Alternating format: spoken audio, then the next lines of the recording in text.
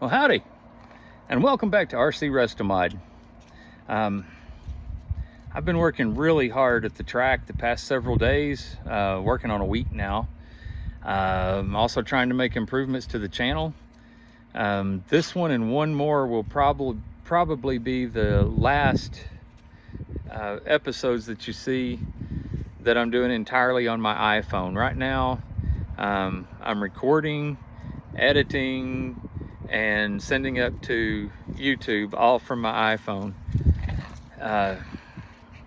Within the next couple of videos, because this is Sunday and on Tuesday I have a GoPro kit coming in and we're probably going to be using that, so hopefully you'll see an improvement in the technical quality of my videos. If not, I mean, if there's a problem with audio, video, whatever, and said, hey Jim, this part you did kind of sucks, drop it in the comments, man. The only way I'm going to get better is to become aware that there's a problem. And sometimes I see things in editing that I think are fine that you may not, as the viewer, think are fine. You may think I need some improvement. Let me know and I'll do my best to improve. I really want this channel to grow into something, particularly for newbies and young RC enthusiasts. I want you to be able to learn something and to be able to have a more positive experience with your RC cars. We're going to dive into racing here pretty soon, and that's a whole different animal altogether. If you've been backyard bashing for years with nitros and all sorts of cool stuff, taking them to the track's a whole different level. And we're going to be building and racing a oval track racer. That's the build that we're fixing to start on.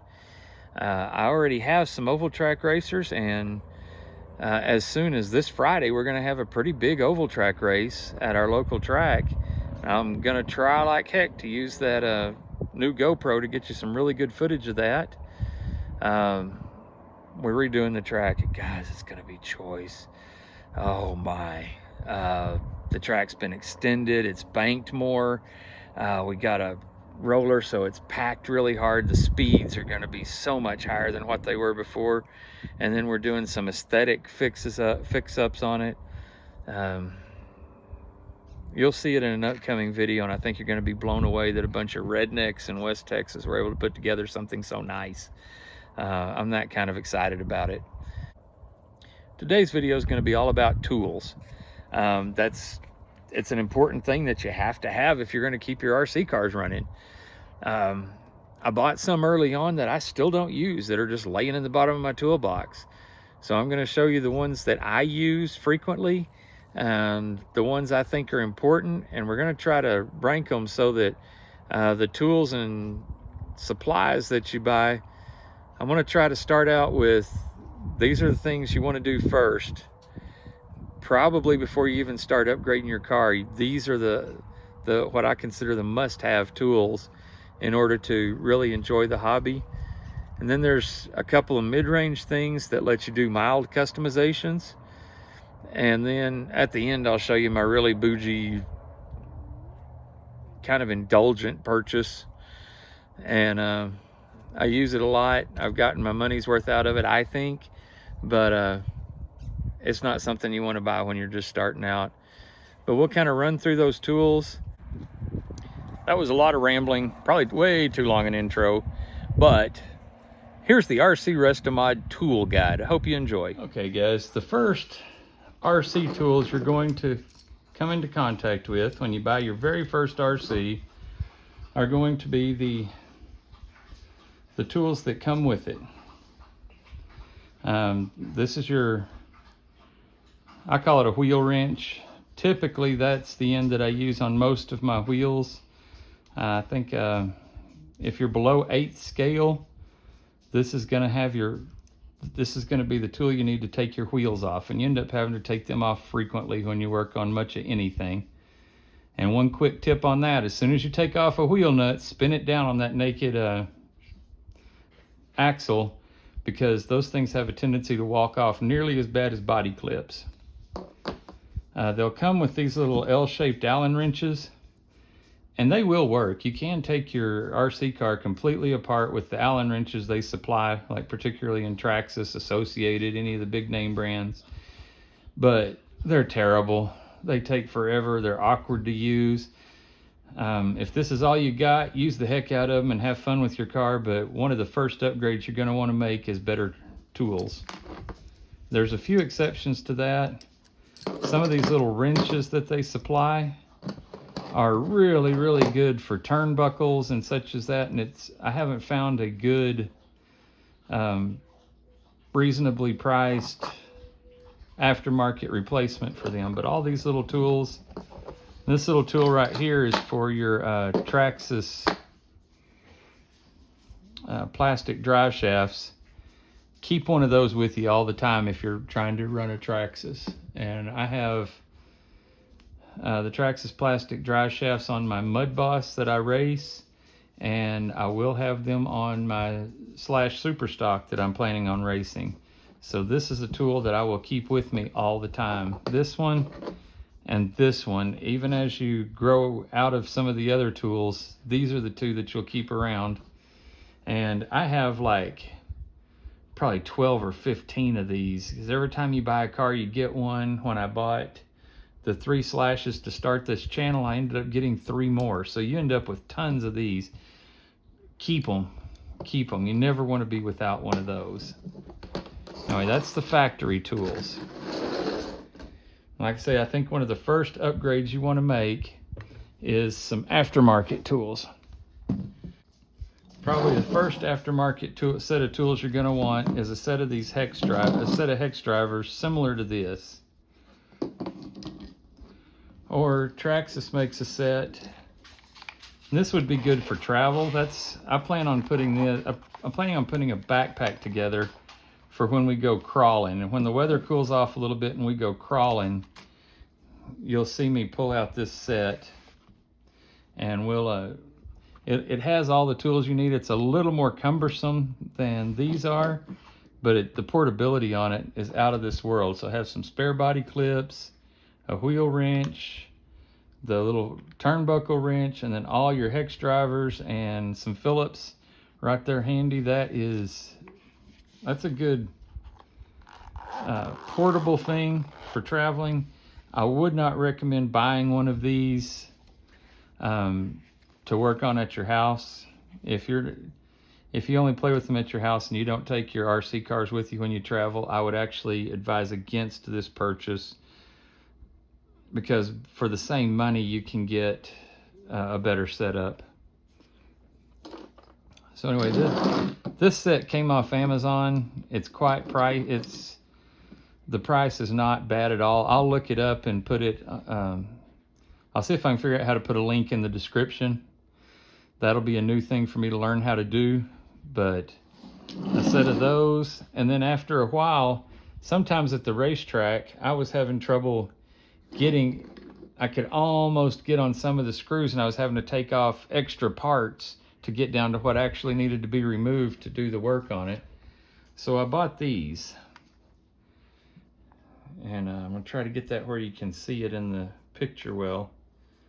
But these have a ball end on it. Let me get a bigger one that makes it a little more obvious. This is a 4mm, which isn't useful for RC, but it came in the kit.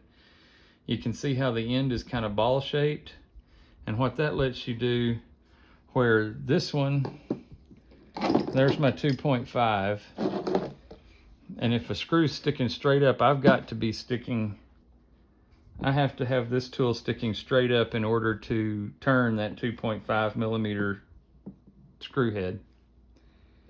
Where this one is also a 2.5, but I can pull it over to an angle about like that and still use it. So that's really handy when they're hard to get to. I don't think the quality on these is quite what those are, so I only use these when I can't reach. That's a bit of a luxury spend. I think they were like $12 to $15, but those have been handy several times and have saved me time. If you're going to go racing, is when you start thinking about things like that. I purchased this driver off of Amazon. It's an electric screwdriver. It can work straight like that, which is my preference, or you can push this button here, turn it around, and it's like a little mini drill. But for working on RC cars, I prefer using it like that, like the straight screwdriver. DeWalt has a really cool one so that you put it on a screw, and when you turn it, the motor kicks in. This one's not that fancy. I actually have to hit the trigger to make it go. It does have this neat little light on it, so that, and the light comes on before the motor does. It comes on at the same time.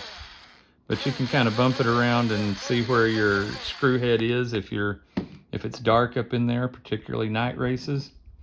And I bought some really cheap tips from Amazon and proceeded to strip out the 2mm one almost immediately. And if you're working on RC cars, the 2mm is the most common one, so that was a problem. So I went ahead and ponied up for some ProTech ones. They were a bit pricey, but when you put these down in there, you have a very good tool that's very fast. Of course, it goes in with the flip of that switch. You slide that over and you can go in or out. But with these, there is a danger, particularly when you're assembling cars. I don't recommend putting them all the way together with this. If you're using this, run it in until your screw is almost seated.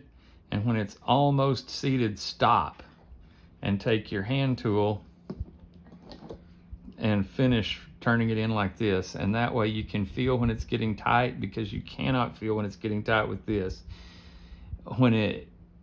You'll hear the motor load up just slightly, and then all of a sudden freewheel and just kind of go wee, and when it goes wee, that means you stripped out the hole, and you may have ruined the part you're screwing into, and that ruins your fun for the day.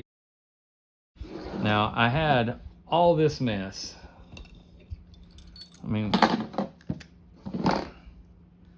look at all this. I needed some way to keep all this organized. And they have tools that cost not too much money, but I needed something right now, and I wanted something cheap because I call it frugal. Some of my friends and my bride have a tendency to refer to it as being cheap, but this right here is a piece of 2x4. And with a set of cheap drill bits and a cheap drill, I drilled some holes in it. Now, I had a little problem when I was storing these, in that they would fall out. I have to lay it flat to put it in my toolbox, and every time I did, these would fall out. So I got on Amazon, and for like $5, I ordered some really tiny little magnets and dropped them in there and glued them in place. And now that sticks in there with the magnet. So when I turn it even upside down and shake it, that stays in, but it still removes really easily. With this deal, I put the tools that I use, my first run tools, the ones I reach for first when it's time to do something, in the front half of the wood.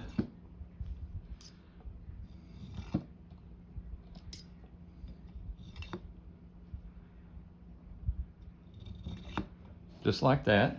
The next thing I had, and this was before I had the power bits, I got the ball end kit. They're marked on the end. Don't know if that's gonna show, but there's a 1.5 that's raised up that tells me it's 1.5 millimeter. So it lines up with the one that's there. There's 2.5,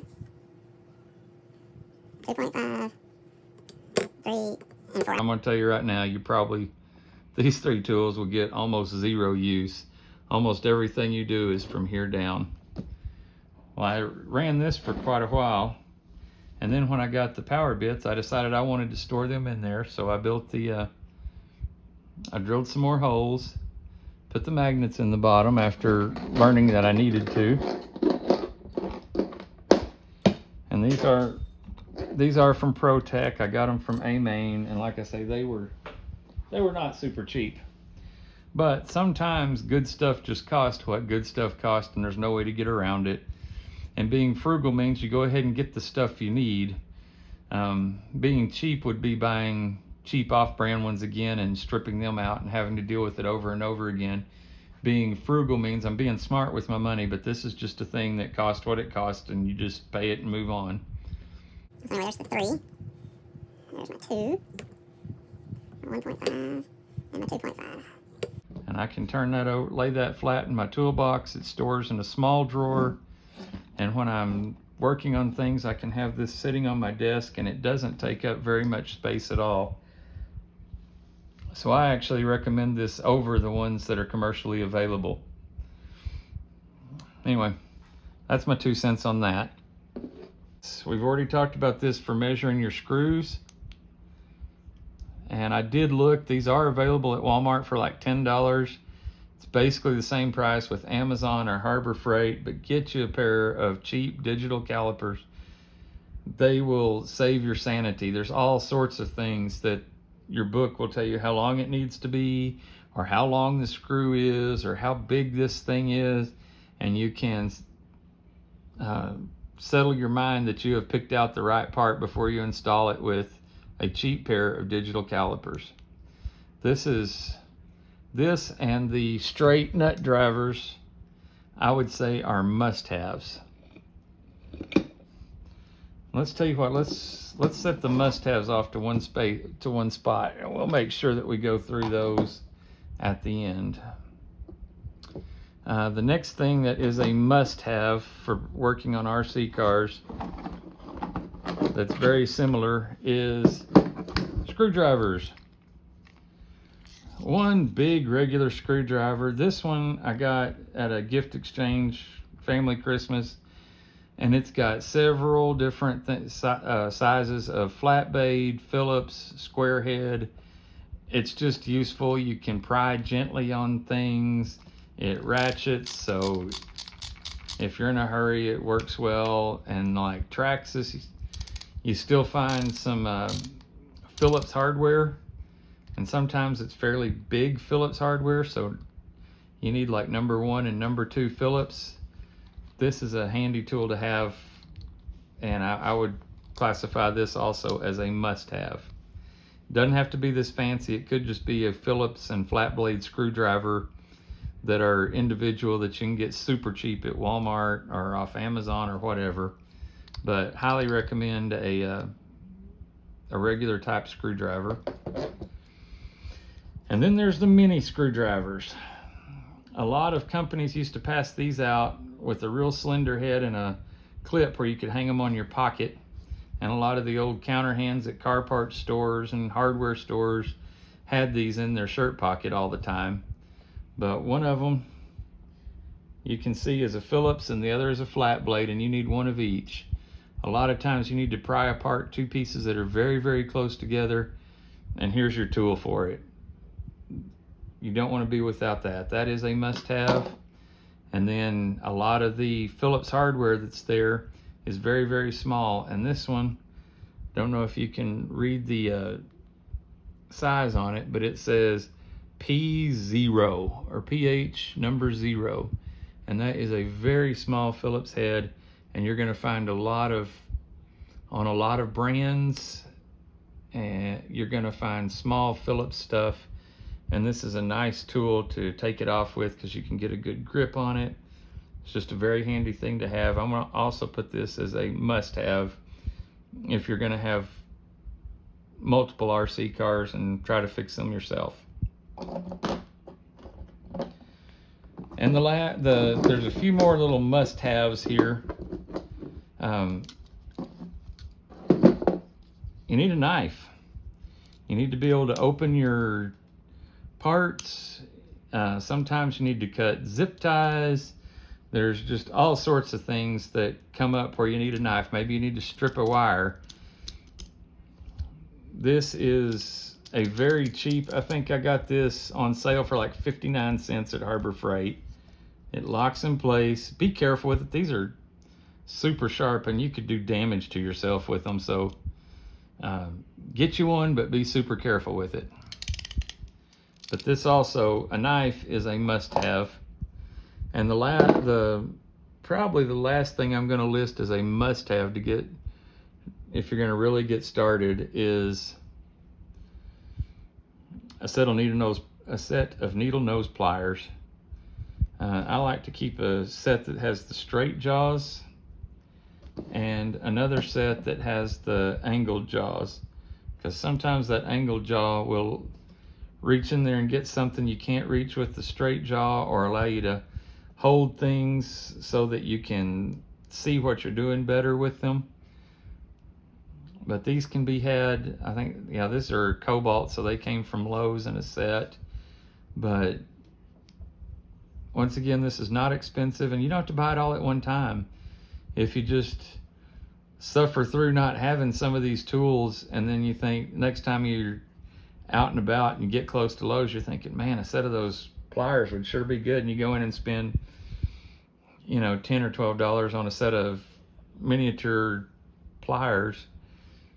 It's pretty affordable, and it'll make your life much, much easier and happier, your RC life much easier and happier. So get you a set of those.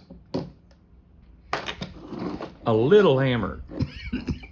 You don't want to be trying to swing a great big hammer. This one's pretty small. It's like a 6 or 8 ounce head. You don't want to beat the crap out of things, but you can just kind of tap, tap, tap, tap. And sometimes junk just gets stuck in a little, you're going to need a little persuader. So I would recommend keeping it small, but a persuader is a good thing to have in your toolbox. It's not necessarily a must-have, because you can improvise a hammer with a whole bunch of stuff. And guys, this is one of the things I recommend you get pretty early on in your RC career. Sometime when you're ordering from Amazon, get you a screw kit. You can order it, just look it up as RC screw kit. And if I can figure out how to do links in the description, I'll do one for a pretty good one. I think the last time I bought one, it was like 500 pieces for 20 bucks. And you're not going to match that price at any local hardware store. And you're going to have it at the house, so that if you're missing a screw, probably 9 times out of 10, you can replace it.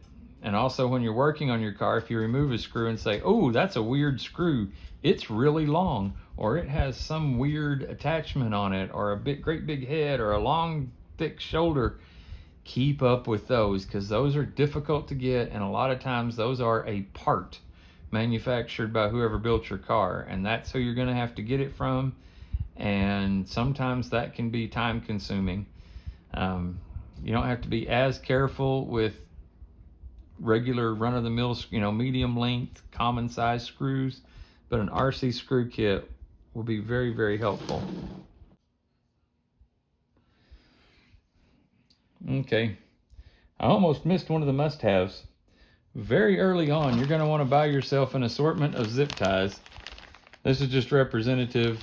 These are all the same length, but Harbor Freight, Walmart, auto parts stores, they all sell assortments, and Amazon as well. They'll have some that are like 3 or 4 inches, 8 inches, 12 inches, and just, this is so handy for tying things out of the way. And if you're not familiar with zip ties, there's a locking mechanism in this end that only allows, there's like little gear teeth type thing on, I don't know if you can hear that or not, but there's some serrations on the inside of that, and they interact with the locking tab inside that end. You pull it down tight, and then you're going to need your knife, because that end sticking out there makes you look like you don't know what the heck you're doing. That's a rookie move to leave the tails out. So a pair of wire cutters works really well, or a sharp knife lets you take off the excess, and that makes for a very clean installation. And then might roll your head around so that after you're done, all you can see is that part. It looks very sharp and will keep your wires or all sorts of parts in place. They're surprisingly strong. I mean, this is a pretty small one, and there's no way I'm going to be able to pull it in half. They won't back out. The only way to remove them is cut them, but they're cheap, so you can just replace it. You can cut this one off and replace it quite reasonably. This is a must-have. I would actually look at purchasing this as my very first extra thing to throw in the bag with the factory tools. Even before I bought tools, I'd buy an assortment of zip ties because they'll prolong the fun probably better than any other thing you can add. One of the other things you're going to need is a few chemicals, and you can round them up over time as you need them. There's no sense in running out and buying them all at once. Dielectric grease, you can find that at car parts stores, and what that's good for is sealing up electrical components. If you're into crawlers, a little dielectric grease where your wires from your servos and everything go into your receiver box, or any place wiring's kind of exposed, you can smear a little of this on it and it'll waterproof it. So that is super handy for those sort of things. And bashers have a tendency to get into water too. Racers, not so much. We have a tendency to put our junk away and go home when it gets rainy. This is just some lithium grease I picked up at AutoZone, and I've been rolling it up from the bottom because, once again, I'm frugal, so I try to get every drop out of it. It's about time for a new tube though, but just some Permatex white lithium grease. I like the white because once it's been run a little bit, you can see your parts down in there. If you use black grease, it's hard to see the parts. It's hard to diagnose or recognize a problem. It gets everywhere and it's hard to clean off. This, you can just kind of wipe it with a shop towel or a paper towel and it's basically gone. So I recommend the white lithium grease. It does lubricate just as well. You're going to be super happy with it. So get the white lithium grease. You're going to need some sort of oil. This gun oil was available from Walmart. I don't know if they have it right now, and you don't need to necessarily replicate and get Lucas Oil Extreme Duty gun oil. Just some kind of machine oil, Marvel Mystery Oil, something like that. If you've got a place where an A-arm up against the frame is making a creaking noise, you just put this on either end of the pivot point and work it. It'll get down in there, lubricate it, and make them be quiet. Sometimes this will free everything back up and make it work well. And for race prep, I like to put these in all the pivot points on the chassis and just make sure it's all lubricated and ready to go prior to the race. So this is the thing you'll probably want to get. Once again, it's like $5. It's like under $5 at Walmart, but like I say, don't go out and buy it all at once. Just as you go along, just pick up a thing here and a thing there and kind of accumulate yourself into the position you want to be in with your RC supplies. Now this stuff, shoe goo, this is a nasty, slow setting, pain in the butt to work with glue, but it's the only thing that sticks to bodies. So if you've got a rip in the body, there's all sorts of reasons you may need to glue something to the body, and this is about it. You want to put it on the inside because on the outside it shows and it's ugly. This is kind of dried out on me a little bit, but you end up with just a little nasty putty stuff that's that's just sticky nasty, and it takes forever to set up. Now I directly glue in my receivers because it won't give up, and sometimes double-sided tape and the self-sticky Velcro and all that will give up and things will come out. But if I want something to stick to the chassis and it doesn't have screw holes, this is my go-to. And once again, this is available at Walmart for a very reasonable price. And just when the situation comes up that you need it, go ahead and get it. Hang on to it. If you be sure and put the lid back on it when you're through with it every time, you'll have it for a very long time. I've had this several years. Oh, we got some more chemicals. A cleaning chemical like this. Electrical parts cleaner is a very handy thing to have. Use the straw because a lot of times you want to get down into nooks and crannies. So just keep the straw of this and Brake clean can be a little harsh on your skin.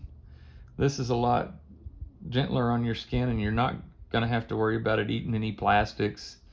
It's safe for sensitive electronics. You can spray this wherever the heck you want to, and you're not going to do any harm. But you can loosen stuff up and then wipe it away with a paper towel, and you can get parts pretty stinking clean with this. These will be some of the first chemicals you end up with, because you'll blow a shock, you bend a tube and have to take it apart. You need to rebuild your shocks. Traxxas shock oil is available in most hobby shops. I can get this locally, which is why I have some. And then they were out of a weight I needed, so I ordered online. So I also have some Associated Factory Team bottles, but they're the same thing. The weight, we'll talk about shocks more when we're building the oval track race car, but shock weights determine a lot of the performance of your car. But if you're just working on a basher and it's your first one, just go pick up whatever is recommended. I think 30 weight's what Traxxas uses in most of their factory stuff. Don't hold me to that, but you can look it up, or any hobby shop can tell you what the weight is to just rebuild it as factory. But shock oils will be a thing that you gather up over time. And then if you're running a two-wheel drive Slash or some of the lower end cars, you're not going to have a sealed diff. You're just going to put some grease on the gears up in the differential. But when you start moving up, if you decide to go racing and you've got a low C or a Techno or an X-Ray or Mugen, E-Buggy or Nitro Buggy, then you're going to have to rebuild your differentials.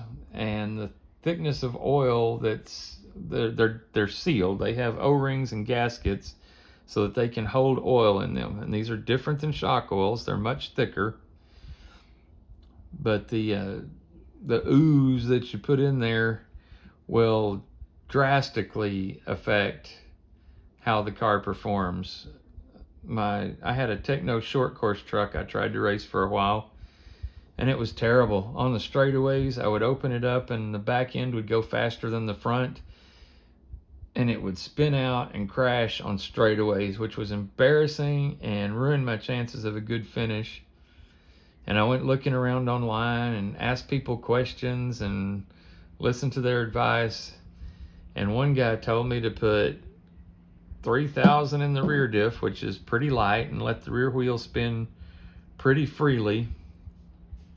Like 7,000 in the center, which is pretty stiff, and that distributes the power front to rear.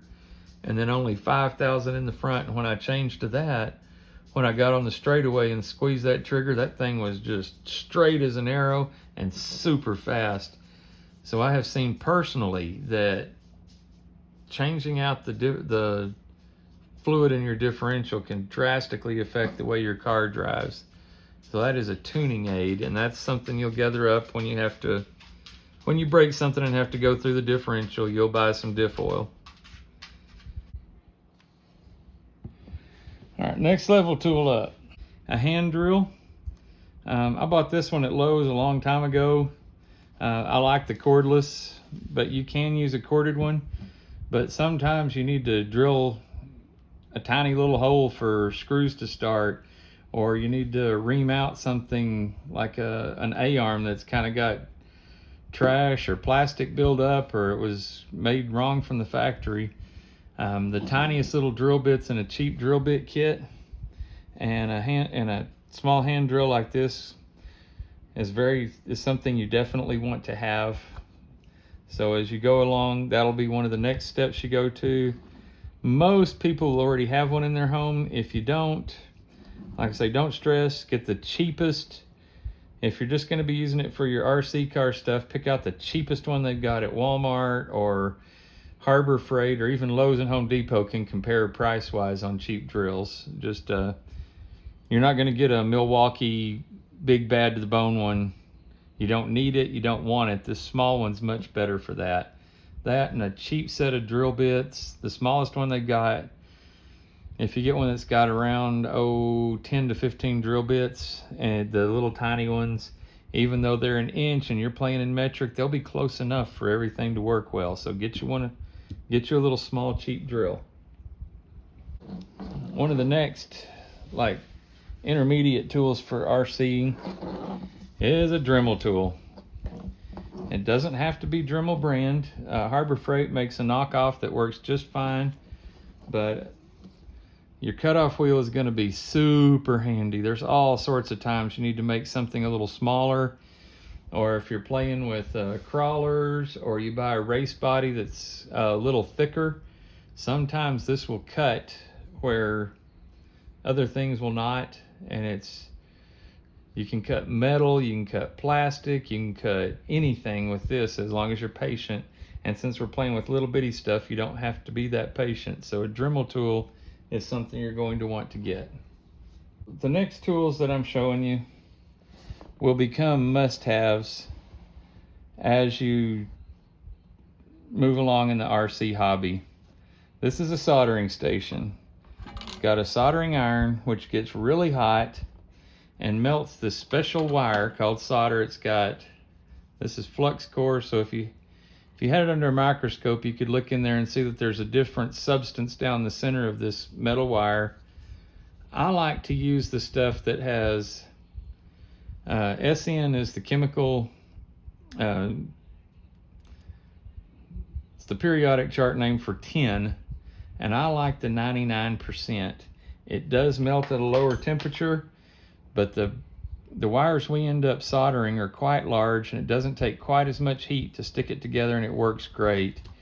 But as you move up from ready to runs to more kit style stuff, or if you decide to upgrade your ready to run, if you decide that the 3500 kV Traxxas system in your VXL Slash is not fast enough, and you want to put a 5000 kV motor in it with a ESC that cranks out more amps, those don't come with plugs on the end of the wires.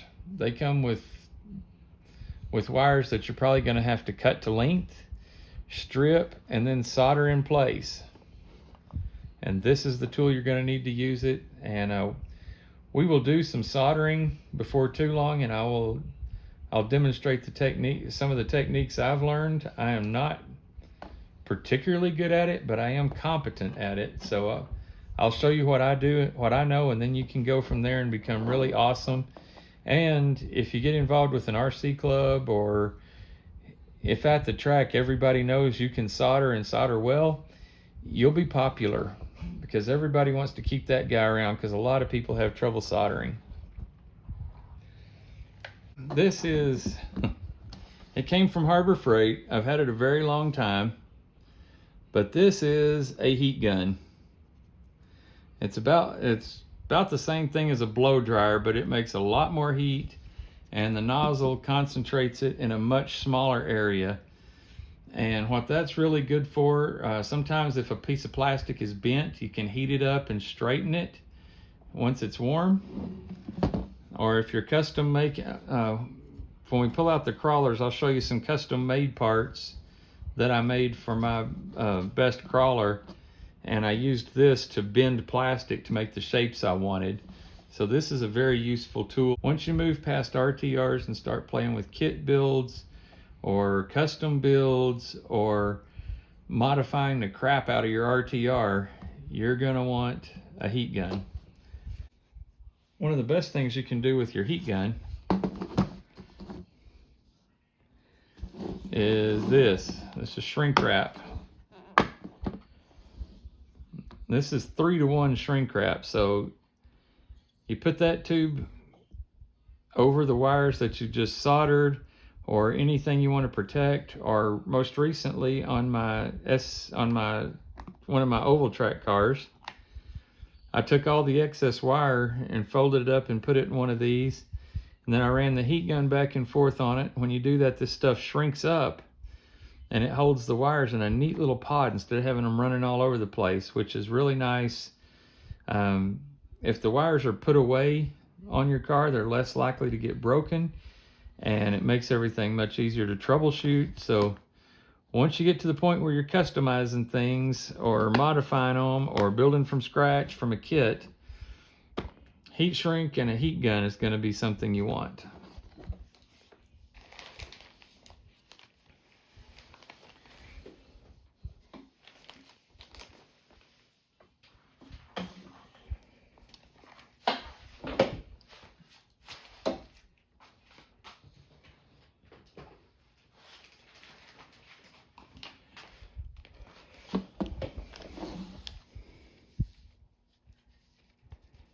All right, the monstrosity you see before you on the table is my Ultrasonic Cleaner.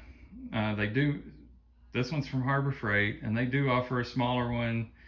Amazon, several other places have ultrasonic cleaners for like jewelry. This was the most reasonably priced large one I could find. It's pricey, but it has a heater. When you hit the buttons on one side, it will heat the liquid that's inside. And then this was the ultrasonic vibrations. You can turn it off and on. Plugs into the wall with a pretty heavy duty cord. And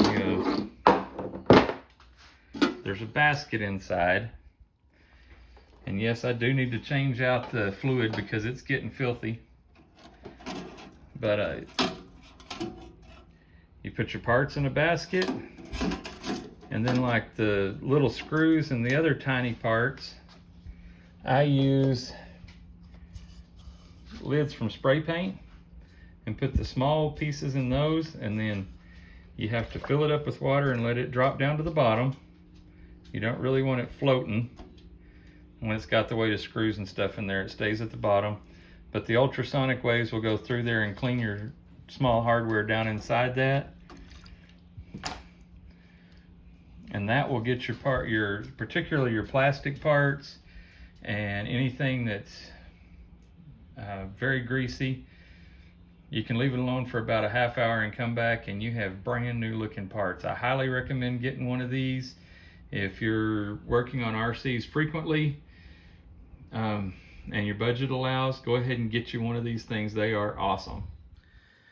Well, those are the tools I recommend and the tools that I use frequently when I do any kind of repairs, upgrades, modifications, whatever with RC cars.